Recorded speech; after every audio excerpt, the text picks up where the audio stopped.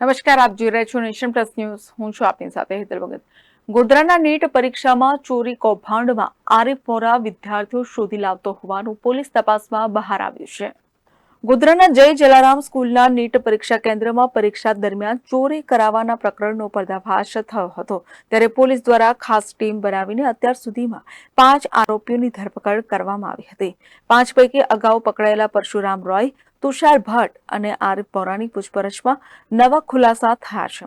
પોલીસને Tushar ભટ્ટના mobile detail મારફતે તેમજ તુષાર ભટ્ટના ઇન્ટ્રોગેશન દરમિયાન પુરુષોત્તમ શર્મા નામના આરોપીની વિગતો મળી હતી. તો પરશુરામ રોયે નીટની પરીક્ષામાં ચોરી કરવા ઈચ્છુક વિદ્યાર્થીઓનું તુષાર ભટ્ટને લિસ્ટ આપ્યું હતું. આરીફ વોરા નીટની પરીક્ષામાં ચોરી કરવા ઈચ્છુક વિદ્યાર્થીઓને શોધીને લાવતો હતો. આરીફ વોરાએ તુષાર ભટ્ટને એડવાન્સ પેટે 7 લાખ આપ્યા હતા.